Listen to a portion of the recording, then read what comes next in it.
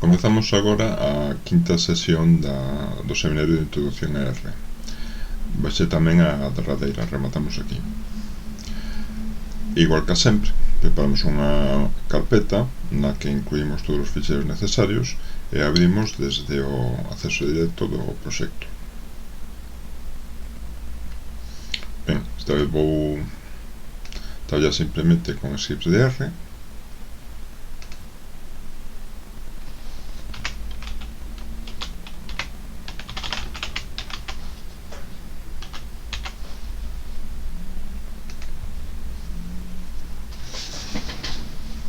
E ben, comenzamos.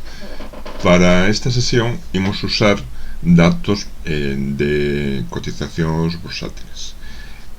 Para obtelos imos usar un paquete especializado.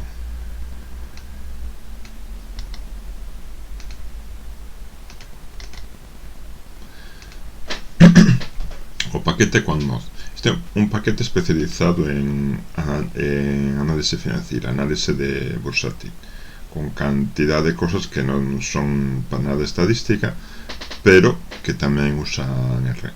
E desde logo o que é moi cómodo para obter datos a partir de distintas fontes relacionadas ca bolsa, con os mercados financeiros.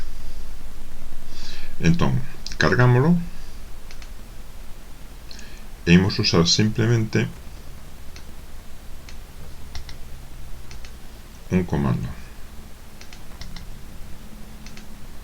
Este comando getSymbols permite descargar distintos valores de varias fontes. A máis cómoda, porque é aberta e de fácil acceso, é a de Yahoo Finance.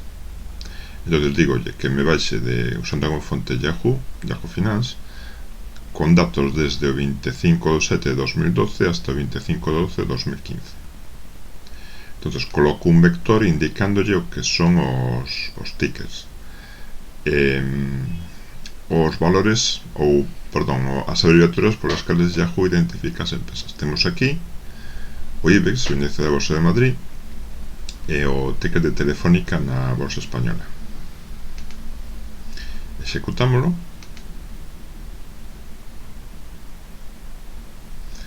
E ahora nos aparecen dous obxectos, un que contén as cotizacións do IBEX nese período e outros as de Telefónica. Podemos ver como son.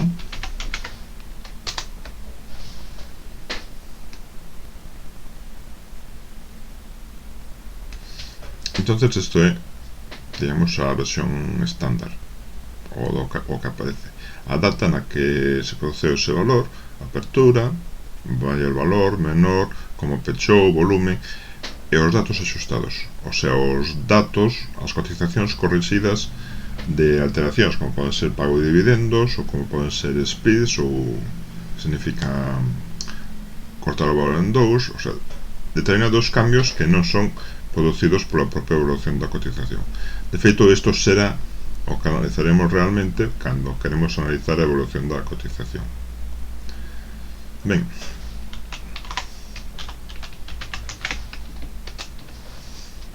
ademais, esta estrutura é unha estrutura de tipo XTS. É unha estrutura adaptada ou pensada máis ben para series de tempo. Entonces, traballa cas súas propiedades. A principal delas é que está asociada cada un dos individuos e está asociado, ou cada un dos datos ou cada unha das filas asociadas a un período de tempo determinado, neste caso días. Ben, entón obtivemos as cotizacións diarias. Unha posibilidade para obter estes datos está tamén no parámetro periodicity. Neste caso está pedíndolle a Yahoo que nos dé os datos mensuais, a variación das cotizacións por mes. Poden ser semanales, anuales, podese cambiar aí ese valor. execútase, volvo ter os mesmos obxectos, pero agora deixamos, por exemplo, en Telefónica.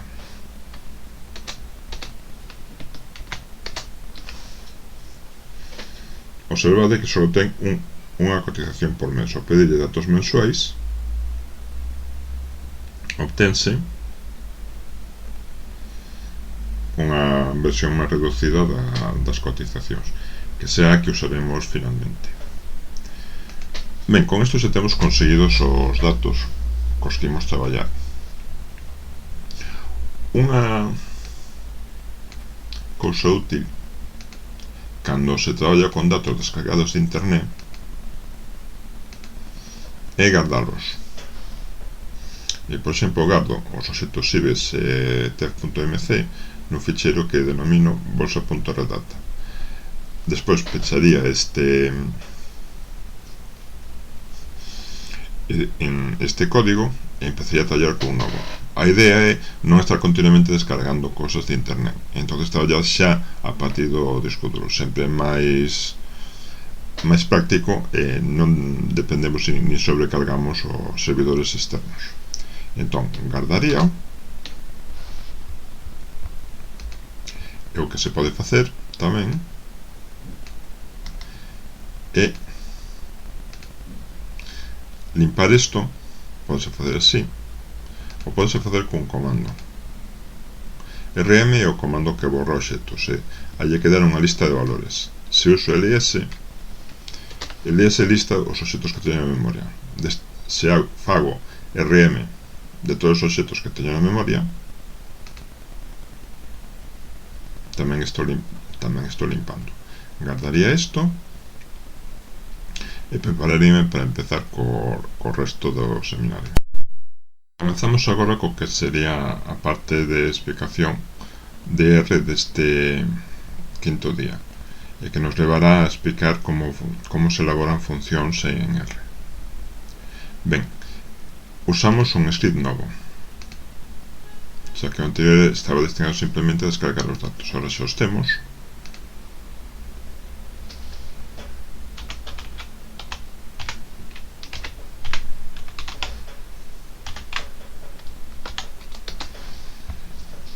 E comenzamos desde cero. O primeiro paso será volver a cargar a librería de QuantMod, porque se supón que podemos estar nunha sesión diferente, o sea, no outro día, entón non teríamos cargadas as librerías. Cargo QuantMod porque a necesitarei, e cargo tamén os datos. Ben,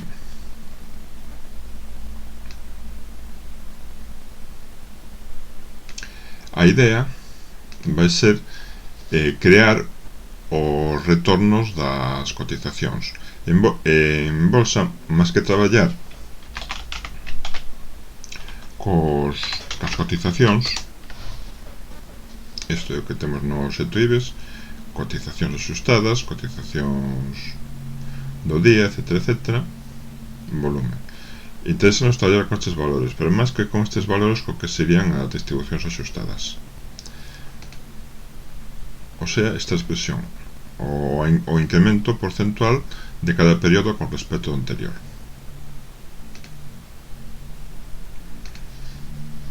Iso, bueno, é simplemente facer unha operación con vectores, e incluso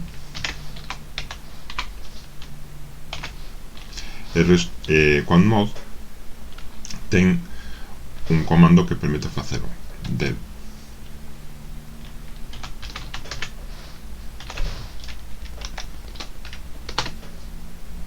incremento porcentual. De todas formas, como é unha fórmula fácil, vou a usar como exemplo para chegar a explicar como se elaboran funcións. Antes deso, unha posibilidade que teríamos: crear un código que me execute o cálculo deses retornos e guardalo, e chamalo cada vez que o necesite. Iso podese facer co comando source.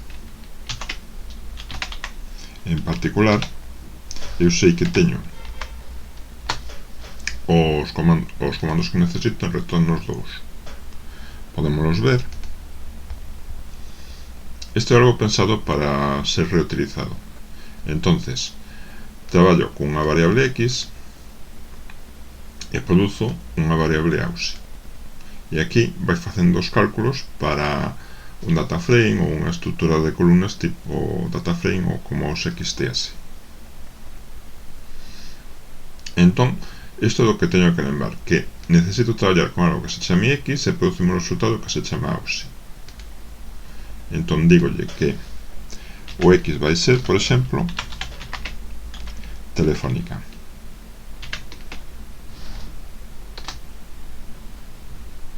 Executo e aquí teño o AUSI que me produce ese código.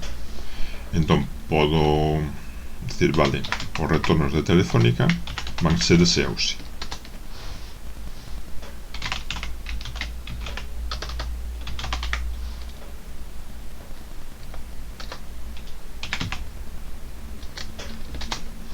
Podes ver que me fixo retornos para cada unha das columnas. Entón, isto é un exemplo de reutilización de código con este comando. Ben, aparte de isto está preparado para facelo para todas as columnas. Sen embargo, o habitual sería, como xa vos dixen, traballar cos datos axustados. Entón,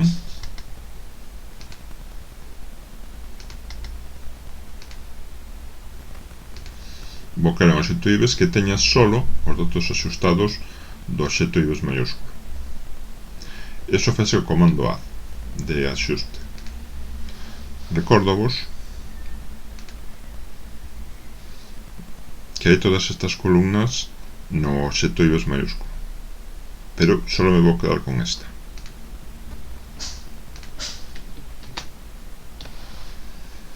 Podedes ver como só me queda unha columna. Tamén é un comando, unha estrutura XTS, pero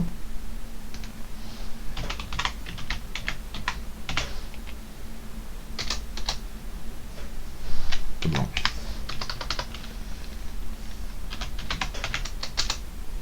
con unha sola columna. Entón, teño guardado en retornos 1 un código preparado solo para traballar con columnas, con vectores. Entón podo probar, decirlle que x vai ser ahora IBEX minúsculo, e como diseñei así, dame un aviso de que ese IBEX minúsculo non ten estrutura de vector. Vale. Nese caso cambio isto, máis que nada para que recordedes o importante que é ter en conta os tipos de estruturas, que sea un vector,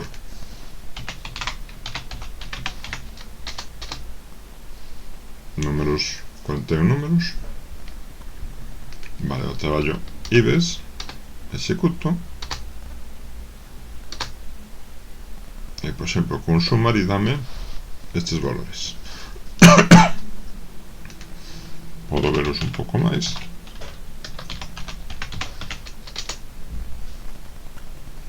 E son unhas porcentaxes de variación.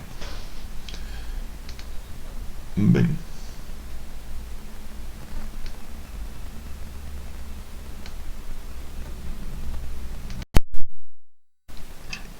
podemos abrir o código para botarlle un vistazo por arriba. Este é máis simple,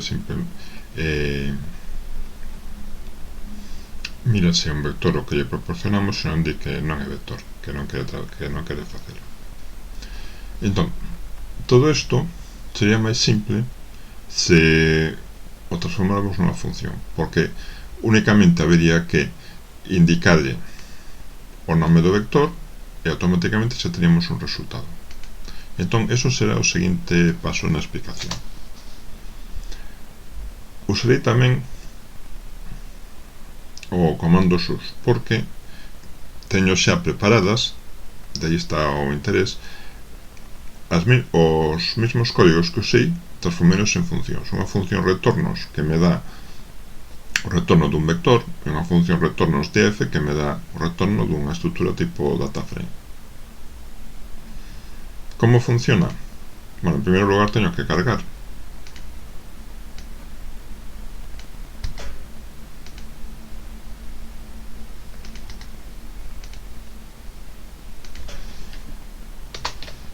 Leo ese código e podedes ver que agora están as dúas funcións na memoria. Xa se poden utilizar hasta que comece unha nova sesión. Ahora, se aplico retornos ao vector IBEX, producimos retornos do vector IBEX. Fai executa este código a eso que yo indiquei que era o vector X, ou obxecto X. Podemos facer algo semellante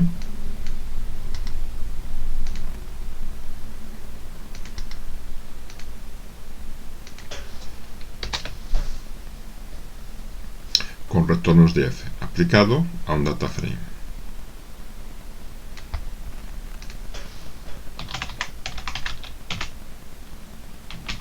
Non sei que pasaría. Por exemplo, se lle aplicamos un vector como non é unha estrutura apropiada, dinos que hai un fallo.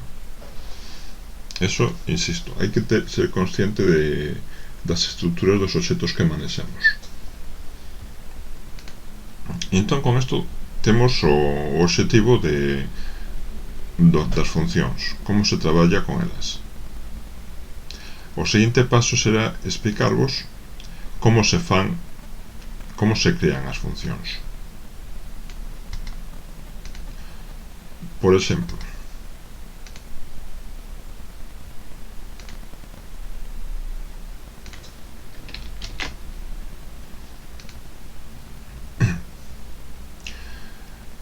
unha operación que sea coller un número elevado a unha potencia e sumarlle outro número elevado a unha potencia diferente.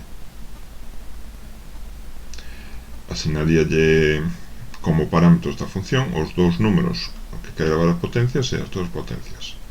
En particular, teñolle que introducir a e b, se non nos coñece, pero c e d podo supoñeros por defecto. A potencia c por defecto é 1 e a potencia d é 1 tamén. Se non lle introduzo eses valores, entón fai a elevado a 1 máis b elevado a 1. É así como estou deseñando, non é obligatorio, pero é cómodo, sobre todo cando hai moitos parámetros. Entón executo e aquí me aparece a función. Podo marcar aquí para vela.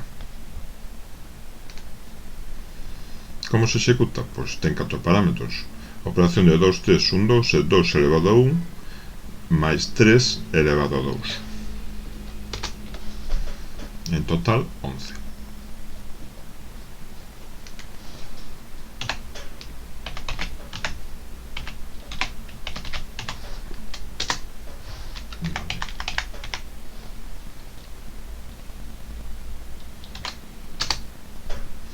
E, efectivamente, está ben feita. Poderíamos facelo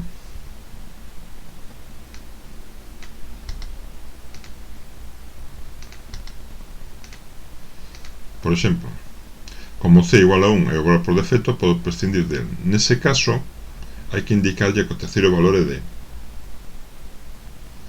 As funcións en R interpretan os parámetros según este orden que se colocan aquí. Se me salta algún deles, os seguintes temos que indicar. Entonces, isto sería 2 elevado a 1 máis 3 elevado a 2,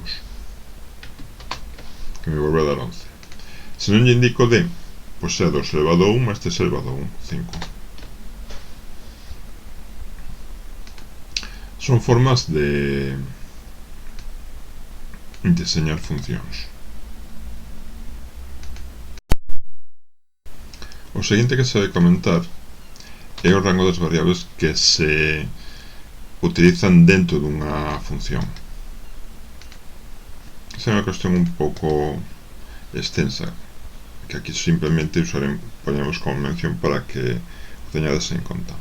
Por exemplo, creo unha nova versión da función operación, function para estes 4 parámetros igual que antes, pero incluo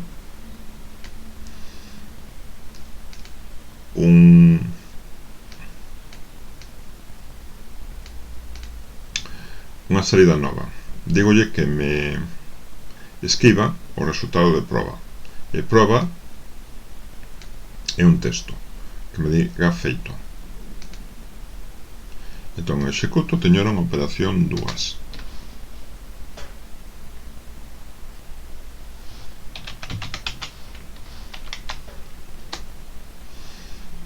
De, por exemplo, 2, 3, 1, 2 como principio.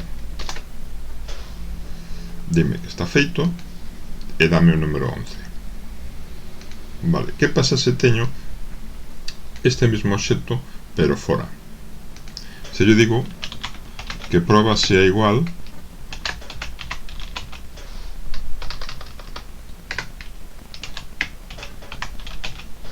a agora. Ben, proba é agora e a operación sigue sendo a mesma. Que pasa ahora con proba? Cambiou? Non. Fora do contexto da función sigue tendo o valor de agora. Os cambios que se fan internamente ao código da función non salen para o exterior. Eso, xa vos digo, é algo máis complexo que isto, pero simplemente para que teñades en conta estas posibilidades e que miredes con máis tempo. Seguimos con exemplos de funcións, algo máis complexas. Unha función típica para enseñar R é unha función varianza. Recórdovos que, tal como se explica en estadística descriptiva, temos unha varianza, suma dos cadrados, aquí falta un cadrado, partido por n, e a quase varianza, suma dos cadrados de diferencias ao cadrado entre n menos 1. Normalmente os paquetes estadísticos chamanlle varianza o que é a quase varianza. Sería varianza mostral, mentres que esta sería varianza poblacional. Calculan habitualmente a quase varianza. De feito, é o que fai R co seu comando var. Entón, nós podemos crear un comando novo que podemos chamar varianza directamente e que nos faga o cálculo do que sería varianza, ese cadrado. Simplemente pasase dunha fórmula a outra con esta expresión. A quase varianza, se multiplicamos por n menos 1, eliminamos este cociente e dividimos por n e temos a varianza. Isto será o que meteremos nunha función.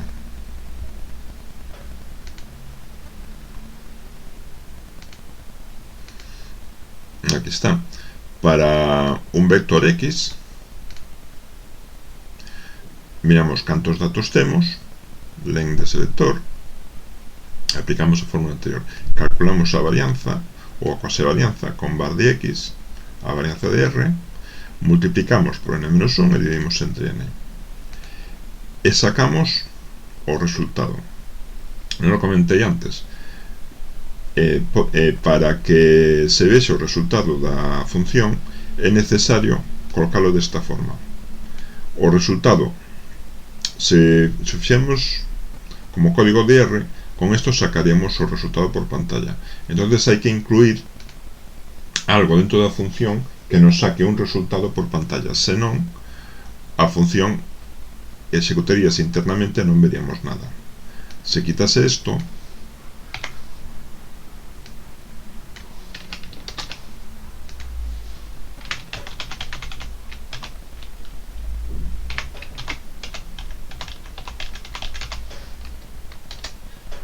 non se ve nada. Entón, volvo á versión anterior, executo a varianza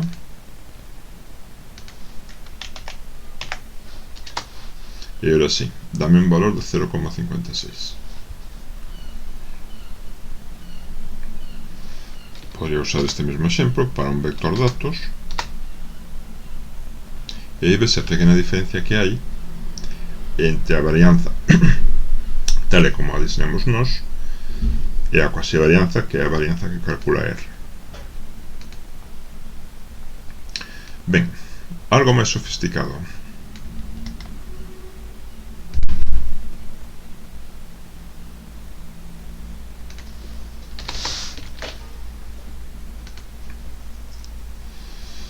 Que é unha función cálculos que para un vector vou dar a escoller entre calcular a media aritmética ou a desviación típica. Entón meto dos parámetros, un parámetro x maiúsculo, e un parámetro cálculo, que será un texto, que será media, para calcular a media aritmética, ou desTip, para calcular a desviación típica. Ademais, coloco a opción de que se non lle poño ninguna desas dúas palabras, que non me saque nada, que me diga que non ten sentido o que fai. Entón, metería uns valores x, miraría se o cálculo que lle pidan a media aritmética, entón o resultado chámalle resultado a media aritmética de x. Se cálculo non é igual a media, volvo a preguntarlle, cálculo será igual a desviación típica? Se cálculo é igual a desviación típica, o resultado vai ser a desviación típica, ese de x. Se tampouco é, entón xa decide, pon como resultado que non sabe o que lle mandas calcular, e saca finalmente ese resultado para que se vexa fora da función. Executando como exemplo, para datos calcular desviación típica 1,169, calcular o parámetro OLE, nin idea. Isto é unha función algo máis complexa. En principio é unha chorrada, non ten moito sentido facela, pero sí sirve para que vexades distintas posibilidades que se poden poñer nun cálculo.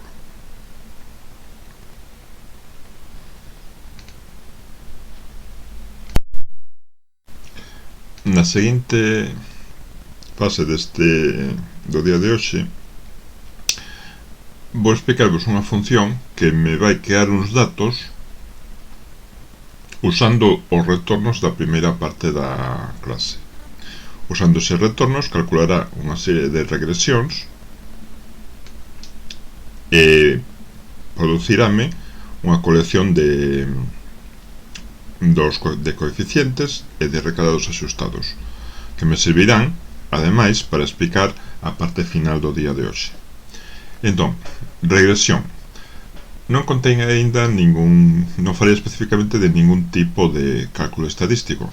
Entonces, como é moi propio de economistas, para iso tendes algo que se chama econometría, vou falar un pouquinho do que como fai a regresión sen R. E para iso vou usar uns datos que están nun paquete de R's, no paquete mtcars.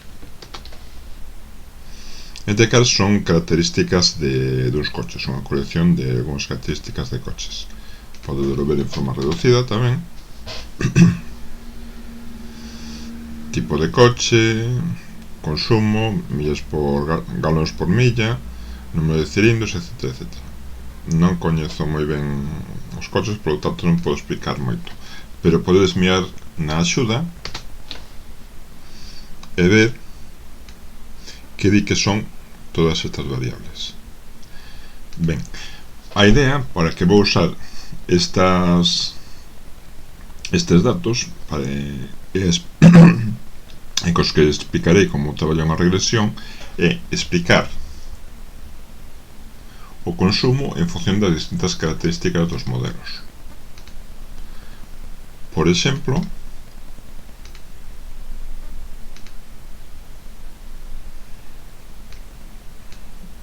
a potencia, número de cilindros, peso, se é automático ou non, que é outra forma de factor, porque tal como está na variable é numérica, podemos ver con str.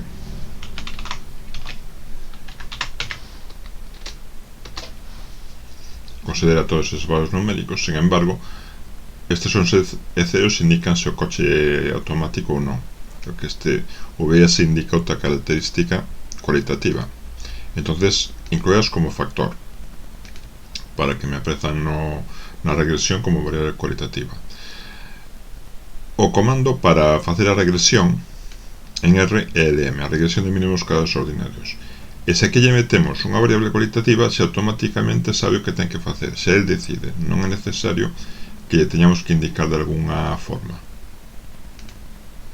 Ben, entonces, como escribimos a fórmula da que queremos facer a regresión? Simplemente, mpg en función, este é o símbolo asociado ás fórmulas en R. Isto sería a variable i, estas serían as distintas x que consideran a regresión. I, mpg en función de hp, cil, wt, tal. Estas son columnas de un data frame, entonces por sí solas non as identifica. Solo as identifica se poñemos datos,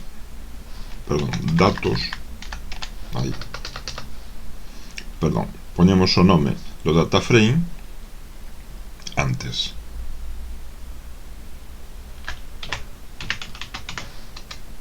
Metacars $mpg. Con todo, se en vez de poñer,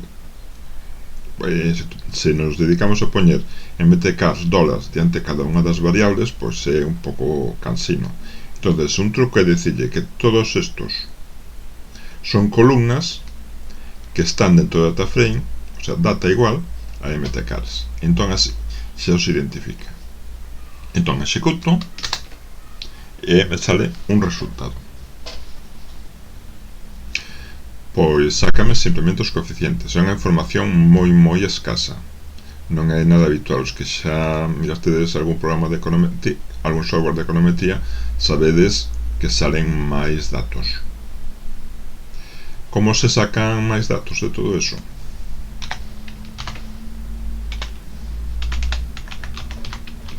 Pois simplemente con summary. Vale. Un inciso, cando aparece este signo máis é porque os comestedes algo, está esperando a que lle poñades algo, por exemplo, paréntesis, que complete o código. Entonces, o summary se saca a típica saída de paquetes estadísticos.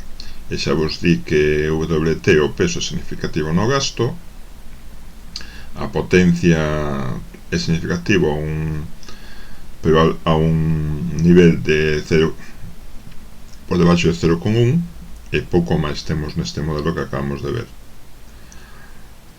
Temos un recadado de 0,85 bastante alto, un recadado axustado de 0,82 bastante alto.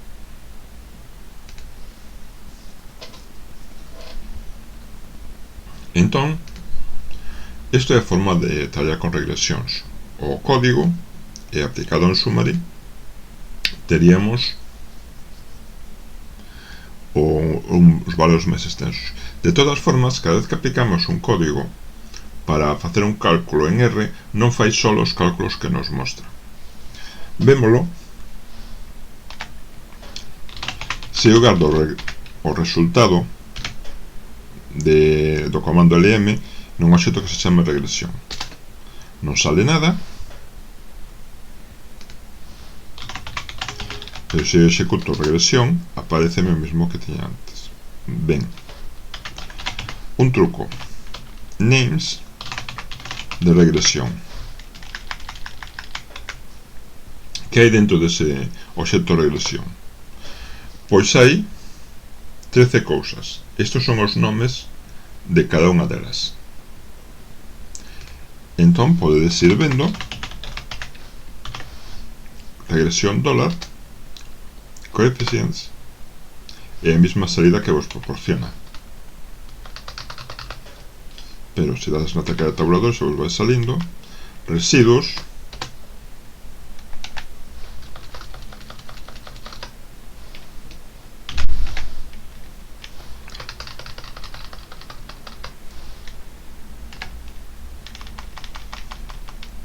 e distintas outras cousas.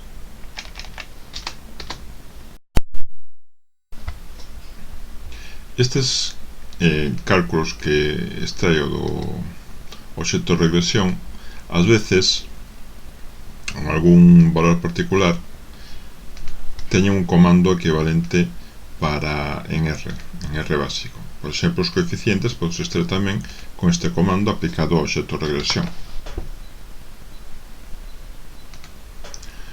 Todo isto que acabo de facer co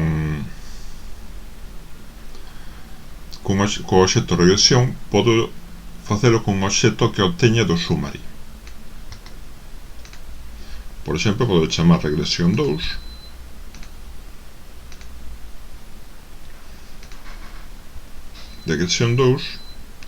igual ao summary da regresión anterior.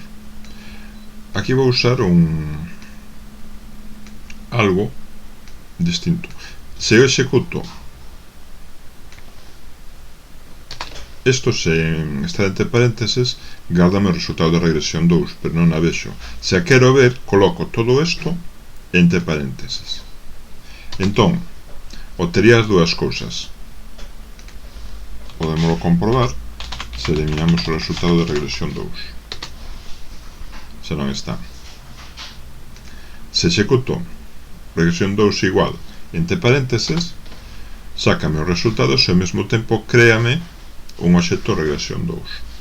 Aí xa podo ver, neste caso fixe unha modificación, vou buscando uns valores que me parezan máis para unha regresión máis apropiada, e así vou cruceando.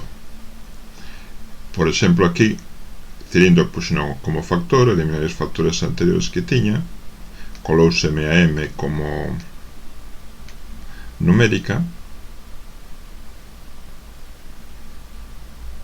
que podría eliminar.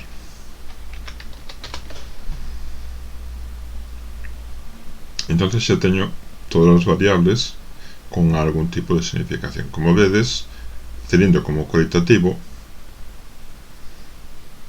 con 4, 6 e 8 cilindros, 6 é significativamente diferente en consumo.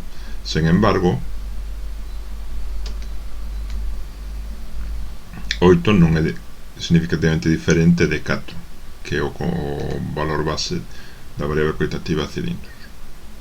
Bueno, isto é estadística, non debería comentar nunha clase de R. Vale, creei un obxecto de regresión 2 que é un summary dunha regresión. Que ten dentro? Pois todo eso, 11 valores distintos, entre eles os R cadrados.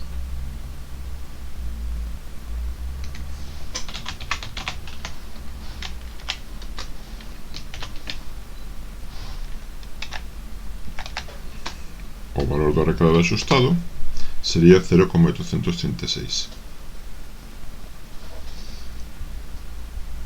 Ben, con todas estas ideas básicas vou comentar unha función xa máis complexa que as que damos hasta ahora. Unha función que me permitiría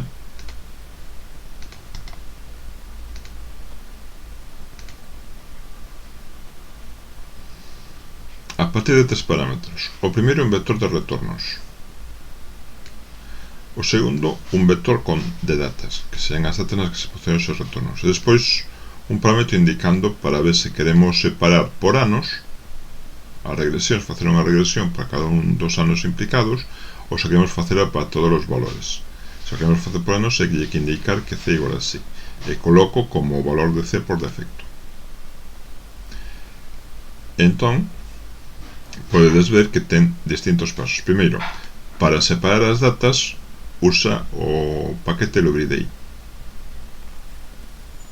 porque pertence ao Tidyverse para traballar con datas, é bastante cómodo. B, vai ser o meu ficheiro de datas. Se lle digo year.db, entón vai me considerar solo o ano desa data. Pode facer tamén co R básico, pero é máis complicado. Entón, crea un obxecto de anos a partir das datas, un obxecto para ir guardando os coeficientes alfa, os coeficientes beta, porque a regresión que se vai facer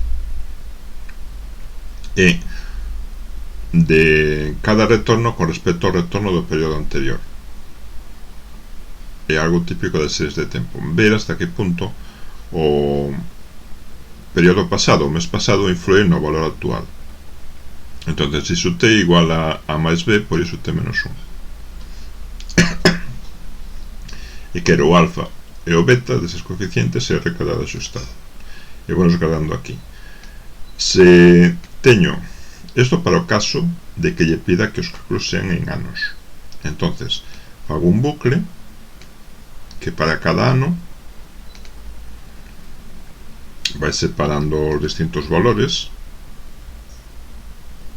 os datos do ano 1, pero sen un valor, porque ao facer cada período respecto do anterior, o inicial non o podo facer, posto que no primeiro dato non teño un dato cero.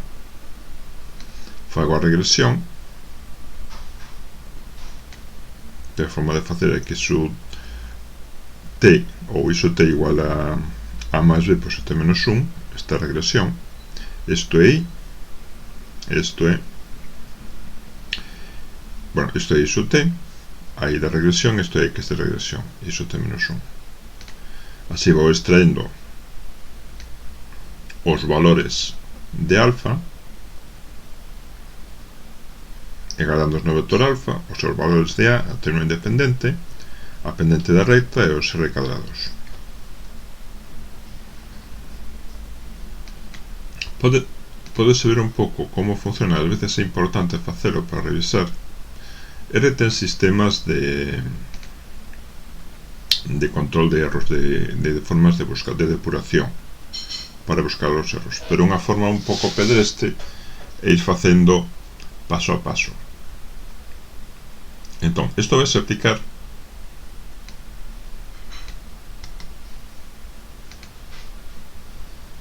a un vector de retornos.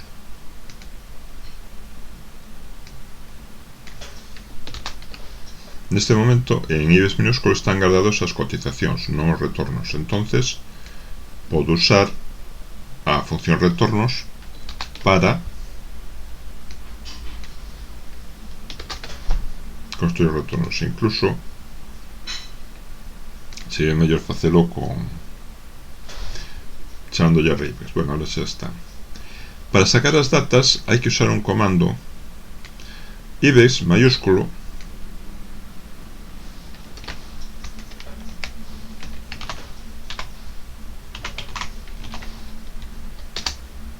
ten unha estrutura de XTS. Eso significa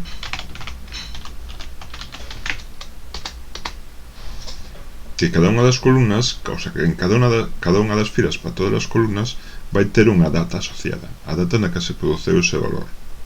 Como se extraen?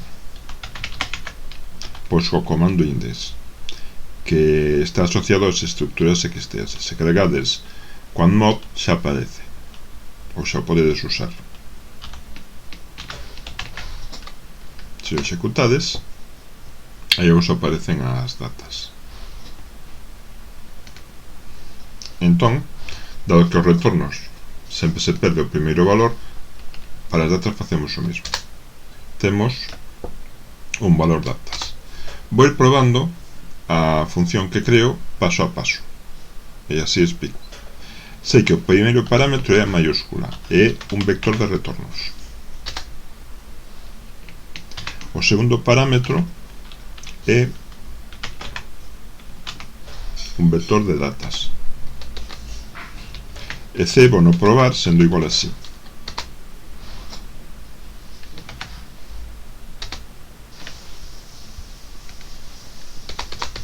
Por si acaso,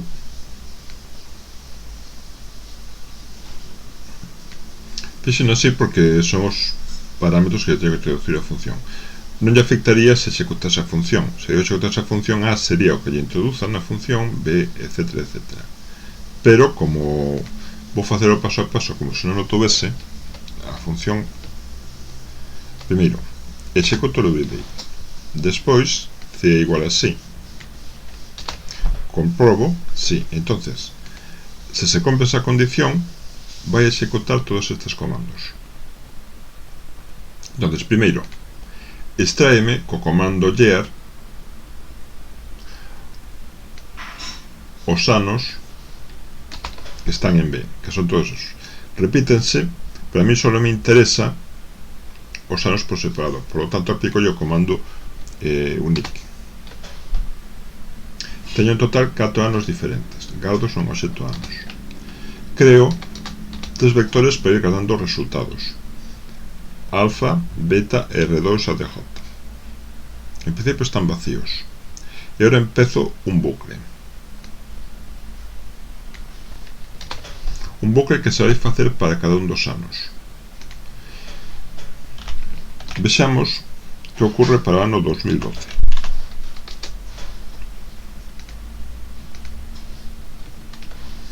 En principio este comando colle os valores que están en A, aqueles que coinciden con anos igual a 2012.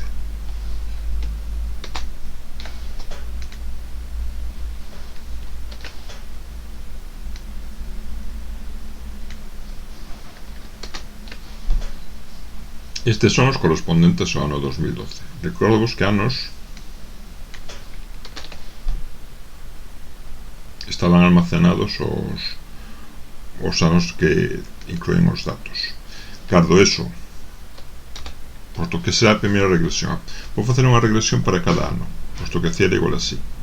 Entón, a primeira son os x sub 3 menos os, en función dos x sub 3 menos 1 para o ano 2012. Gardei os seus datos no obxecto auxión.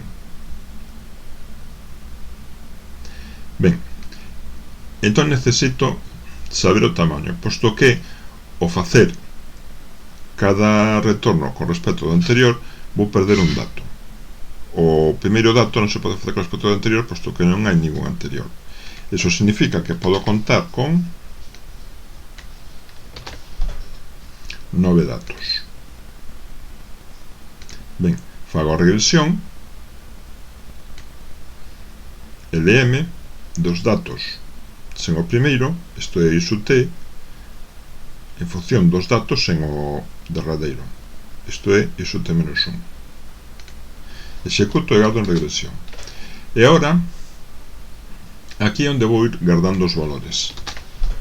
En principio están vacíos, entón digolle que me garde o que xa había en alfa, de momento nada, e o primeiro coeficiente da regresión. En beta o mismo, pero para o segundo, e despois para o R cadrado. Por exemplo, aquí o R cadrado da primeira regresión, bastante baixa.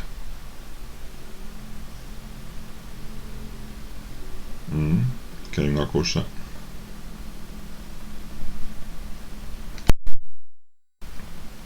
Si sale un R cadrado negativo, o sea que debe ser malísima regresión. A ver que me sale. Non vai a ter un fallo. Si efectivamente o R cadrado é de 0,02, por lo tanto o axustado, que ten que ser menor, chega a ser negativo. Bueno, almacenámolo e seguiríamos no bucle. O seguinte ano era 2013. Seguiría funcionando, bla bla bla bla. E aquí vemos, si, a verdad que salen malísimos. É igual. En R cadrado, como vai guardando os resultados. En beta, ahora xa ten 2. Seguiríamos así hasta ter os 4, pero por abreviar a explicación, unha vez que se teñan os resultados todos do bucle, gardanse en forma de data frame. Pode crear un data frame co comando data frame, colocando cada vez un vector para cada columna. A columna de alfa, de beta e de R cadrado. Executaría.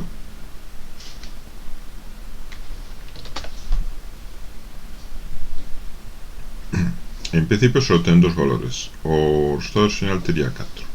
Ben, con isto é un pouco a introducción ao código que hai dentro da función. É complexo, pero podo mirar con calma porque creo que se aprenden cousas. Despois, bueno, habería o else en caso de que C non fose igual a así. É algo parecido, pero neste caso alfa e beta, en vez de ser un vector, é só un valor, posto que para todos os grupos, e resultados calculase igual. E finalmente sácase resultados. Nas funcións anteriores colocaba simplemente resultados para que aparecese en pantalla, entonces xa o transmitía a función, pero tamén se pode facer indicando especificamente con un comando return dentro da función. Isto é o que me vai devolver. Ben, entón podería ter toda esta función, execútoa para que me coloque en memoria.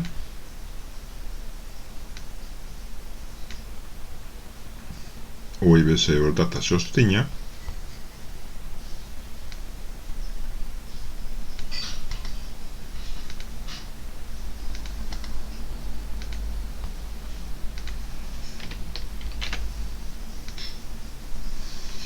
E se peco cálculo a IBS datas como lle dixen que C fose así por defecto, sáleme un valor para cada ano.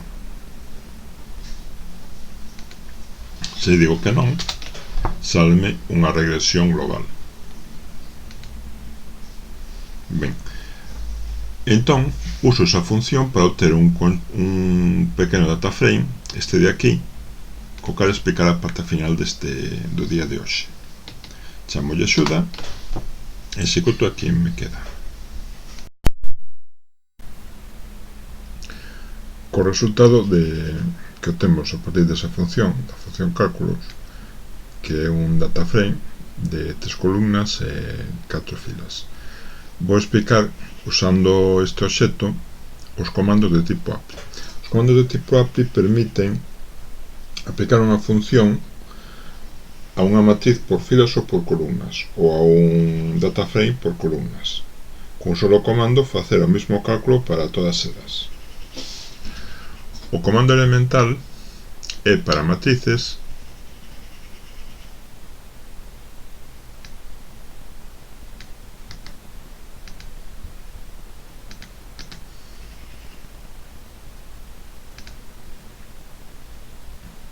e denomínase apply. Entón, transformo os datos de axuda nunha matriz que chama MTX. A estrutura é a mesma, pero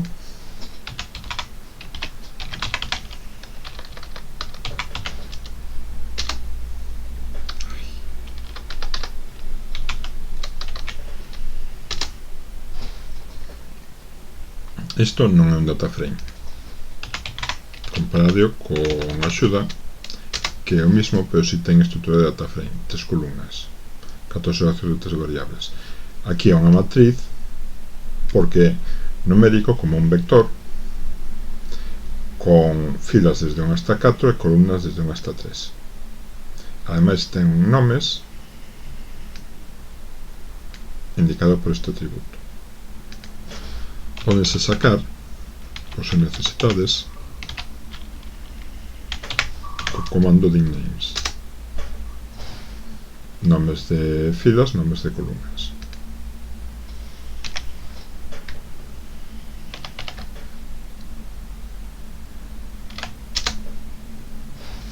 Ben, seguimos. Como funciona o comando apply? O comando apply aplícase a unha matriz MTX e ten un segundo parámetro que será 1 se queremos facer os cálculos por filas e 2 se queremos facer por columnas. Min, neste caso, sería o terceiro parámetro e a función que queremos aplicar. Desta forma, calcularemos a media aritmética de cada unha das 3 columnas que temos nesa matriz. Podes comprobar.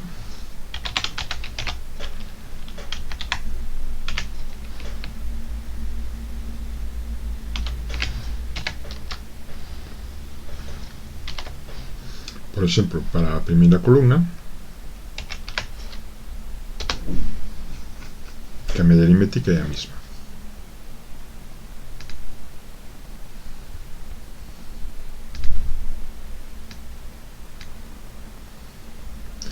Se quixemos facer a media aritmética por filas, simplemente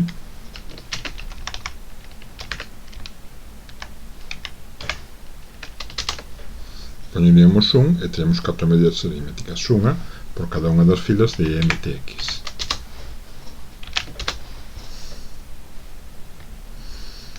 Podemos cambiar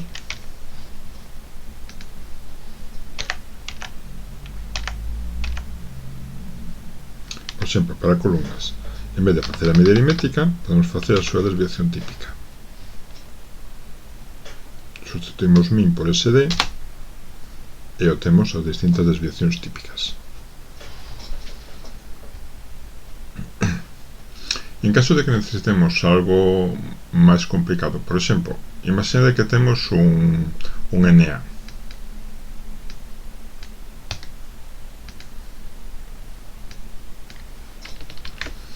Vou reconstruir a MTX engadíndolle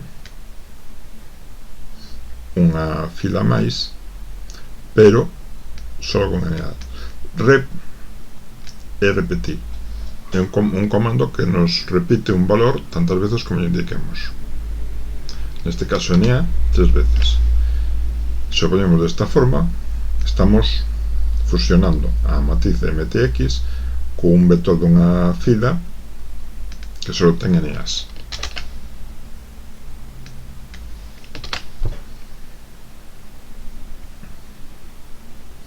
Ben, despois desta pequena transformación, se nos apetece calcular medias aritméticas, todas con NA, porque o comando básico das medias aritméticas non funciona cando temos NAs. Hai que incluir un parámetro. Iso pode facer tamén para un apply usando o propio comando min da seguinte forma.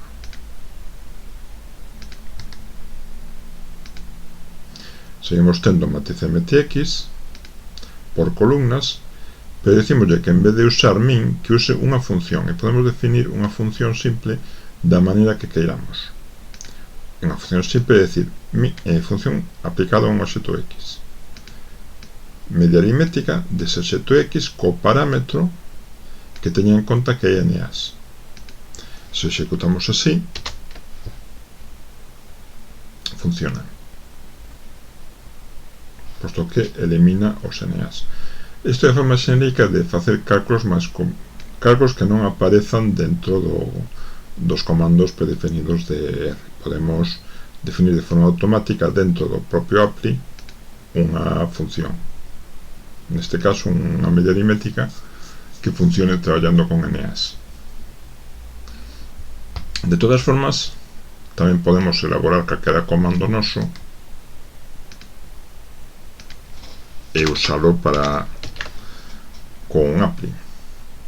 Por exemplo, unha función cousas que para un vector X que me calcule a súa media eliminando os NAs e a súa desviación típica tamén eliminando os NAs, e que me saque o resultado, un vector con dos resultados, a media e a desviación típica.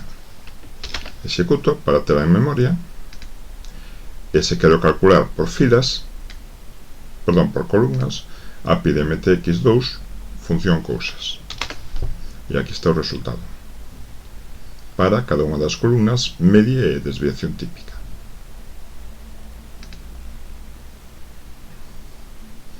O mesmo por filas, só que a quinta fila, como só había NAs, teño este resultado. Ben, isto é para aplicar con matrices. Un data frame ten unha estrutura parecida ás matrices, filas e columnas, pero é algo máis sofisticado. Entonces, as columnas poden ser consideradas como variables diferentes. As filas non ten tanto sentido facer os cálculos por filas, posto que cada columna pode ser de cousas moi distintas, pero si só ten máis sentido facer o cálculo por columnas, por distintas variables. O apply equivalente que se pode usar denomínase LApply. LApply en principio é apply para listas. Entonces un data frame é un caso particular de listas. Que é unha lista? Creo que ainda non o comentei. Unha lista sería algo así como un vector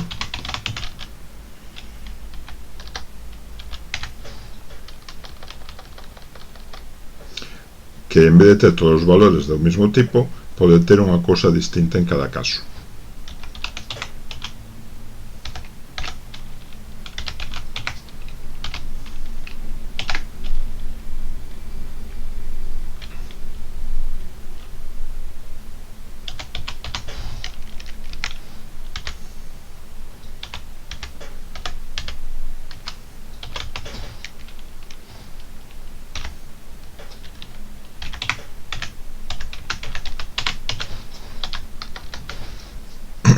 Podes ver aquí como se crea unha lista con 5 elementos. O primeiro é un texto, o segundo un número, o terceiro un número entero, o terceiro un número decimal, unha matriz e un data frame.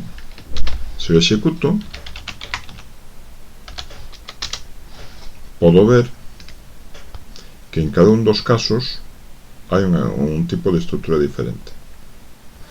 É algo parecido a un vector, posto que é unha colección de 5 elementos, pero os vectores terían que ser todos do mesmo tipo. E podo acceder a eles con corchetes, tendo en conta o que sería cos data frames.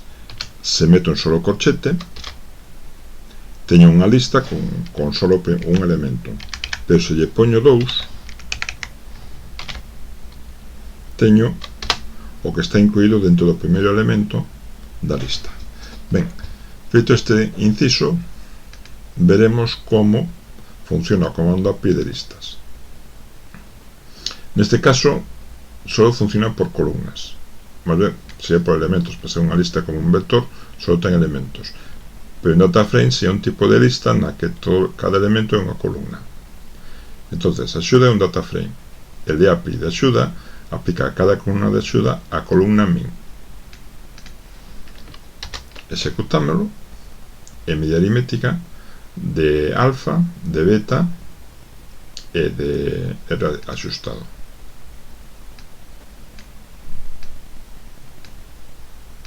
Podemos aplicar a función cousas que a dai un momento. Entonces temos para alfa media, desviación típica, para beta e para R cadrado axustado. Ben, o que se produce aquí é unha estrutura de tipo lista.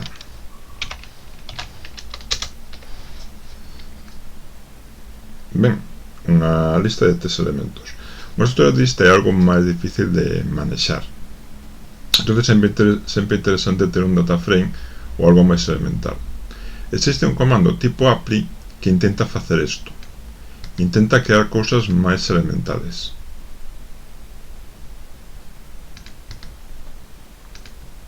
É ese apply, simple apply. Funciona igual que un array apply. Pode cambiar os resultados ou a estrutura na que salen os resultados. Por exemplo, aplicado ás columnas de axuda unha media aritmética, produce eso. Que é eso?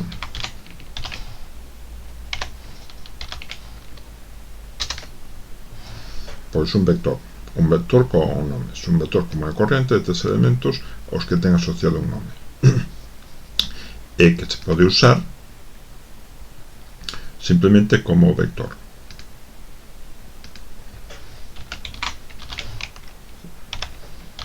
Que tipo de saída produce con unha función como a cousas que tiña dos resultados diferentes? Nese caso produce unha matriz de 2 filas e 3 columnas. Algo máis simple que o que se producía con LApply, que era directamente unha lista, mas sempre máis manexable. Ben, de todas formas, se a situación é demasiado complicada e os resultados que se producen dan lugar a unha lista,